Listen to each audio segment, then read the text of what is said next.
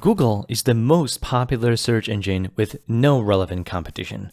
Anywhere in the world, Google search dominates upwards of 90% of the market, making it a de facto monopoly by definition. But Google didn't rise to this dominance by consumer choice alone. It rose to this dominance because it was the default option on every single service and platform available. Chrome, the most popular browser by far, defaults to Google search. Safari, the default web browser on the iPhone and the entire Apple ecosystem, ships with Google search out of the box. Firefox, which is a popular web browser among Linux users and open source enthusiasts, is also defaulting to Google search. Android, the most popular operating system on the planet, comes with the Google search app pre-installed on almost every smart device that isn't Apple, with the only exception perhaps for China. Some may argue that Google is so popular because it is simply the best search engine out there. But one could also argue that Google is the best search engine precisely because it's been the default across the board for decades. Hey, if you enjoy this sponsor-free content, support me on Patreon and unlock access to all of my podcasts, get early access to everything ad-free, and you can even get my merch. My content is very adversarial to social media algorithms, and it clearly shows in my YouTube analytics. This work cannot survive without your support. So please become a paid member on Patreon and join me in this fight from within. Thank you kindly. People are always free to change the defaults, and some do. But the reality is that a vast majority of the people stick to whatever the default settings are and forget them. This is true across the board, industries, cultures, wherever you go.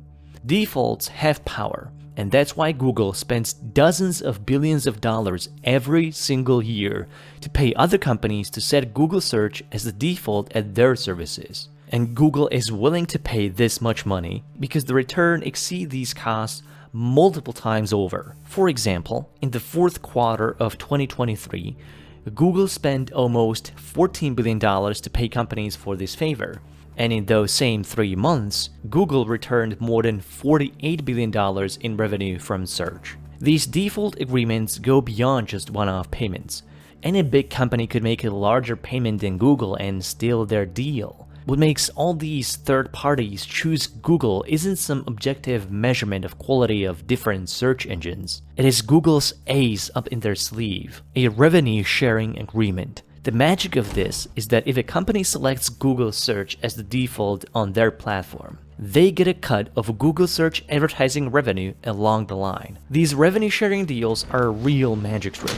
They disincentivize companies from turning to Google's rivals for similar deals. For example, Microsoft is also a multi-trillion-dollar global conglomerate, and they could easily outbid Google's offering with Bing. What Microsoft can't do is beat Google search market dominance because their Bing market share is abysmal by comparison. Thus, Google's revenue share offer will always be more lucrative than any other search engine in existence by far. These revenue sharing deals are secret and we were not supposed to know about them. But at an antitrust trial in Washington, Alphabet's economic expert accidentally blurted out that Google pays Apple 36% of their search advertising revenue from the Safari web browser. That would make it almost $20 billion annually. It is these secret backdoor deals that had a US judge rule Google to be an illegal monopoly. When this news broke, I covered it back in August, so you can watch that video for more detail. But that was just a ruling of guilt. Now the US Department of Justice seeks punishment. Until recently, we didn't know what kind of punishment DOJ was looking for, but now we know. Last week, the Justice Department came forward with this document called Proposed Remedy Framework, and this is what they want to convince the judge the US government should do to Google. Their goal is not only to dismantle the company's current monopoly position, but also to cripple its ability from ever forming a monopoly again in the future. And this is how they think they can achieve that. The first thing on the list is to put an end to Google's revenue sharing agreements and other forms of pre-installation deals. This would mean no more billions paid to Apple and others to keep Google as the default search engine. It would also mean other companies would probably be barred from entering into these deals based on these precedents. A lot of these companies would lose on a lucrative revenue stream for essentially doing nothing, and it would hurt them probably just as much as it would hurt Google. One such company is Mozilla. Mozilla develops Firefox, and for them, it has been an open secret for many years that Google is their sugar daddy. Now, Mozilla will have to find different revenue streams if they want to survive in the browser market. Firefox is the only major browser along Safari not based on Chromium, and losing Firefox could potentially give more power to Google Chrome. The second form of punishment is probably the most exciting one. The DOJ seeks to stop Google from using its ecosystem for self-promotion of their own services above their competitors. The only realistic way this could be achieved is if Google products were broken up into separate companies. For this, the DOJ considers and suggests breaking off Chrome, Google Play, and Android away from Google Search. Their investigation correctly recognizes Chrome's and Android's powerful market positions, which also means they will probably have to ban default settings and pre-installation altogether and request a choice dialog upon first use instead. This, in my opinion, would completely shatter Google's power as a tech giant. The company would still exist, for sure, Google Search is not going away, but we would see a lot more space open for competition taking a chunk of that Google-controlled market share. And there is one more thing the Justice Department wants to do to Google, and this is the most curious one in my opinion. They want to force Google to open up their datasets and training data used for Google Search and AI-assisted features and make them available for others. This, I think, would essentially turn Google into an almost fully open source company. Well, not really. Okay, the caveat is that Google is using a lot of personal and private data to improve their products, and the DOJ recognizes the privacy concerns for that, so their solution is to prohibit Google from using and retaining personal data that could not be shared with others due to these privacy concerns.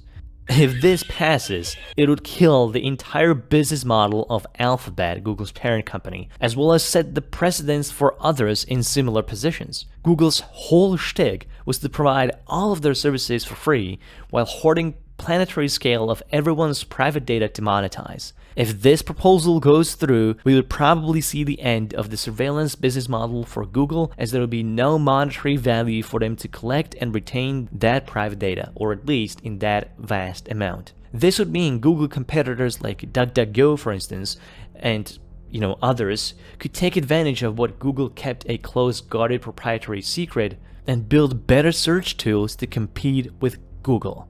But there are some pretty heavy caveats to all of this. I usually go by the saying, nothing good exists without condition, and there are a lot of things that could turn this witch hunt into a whole lot of nothing. First thing to notice is that the DOJ uses the word consider quite a lot in this document, which means there is no guarantee how much aggression they want to put behind their charge against Alphabet and whether any of that will go through. I'm sure something will come out of this, most definitely a fine, which in my view is never enough. Google is a global monopoly and they've been actively seeking and protecting that position forever. But the problem is that if Google didn't get there, it would most likely be Microsoft or someone else. So a real solution has to be structural. It has to address the fundamental behavioral tendencies of corporations to monopolize entire markets for themselves and eliminate all competition. Breaking Google up would be one such structural solution. But in the last 100 years in US antitrust history, only one corporation was ever broken up as a result of antitrust investigation, and it reconsolidated into AT&T some 2 decades later. So there is that. Plus, we have to consider that these proceedings are dragging on for years. The probe into Google started all the way back in 2020, and the ruling declaring Google illegal came in August 2024. Google will appeal every decision they can, and it is likely this will drag for several more years. During that time, administrators are likely to change. It is the election year in the United States right now, and this is an existential crisis for Google. The party heading the anti-monopoly movement in the United States is the Democratic Party, so it is in the best corporate interest of Google and their shareholders to put all of their lobbying effort against the Democratic Party so that the administration changes and charges against Google are erased or dropped entirely. It is also possible that the current administration is just teasing to win popularity, and they will play nice once the election is over. In either case, Google's fate might not be decided by justice, but by politics. The way I see it, this would be the least desirable outcome. Please support my work on patreon.com/thehateone. All of my independent work, research, and analysis depends on your direct support of this channel. Thank you very much.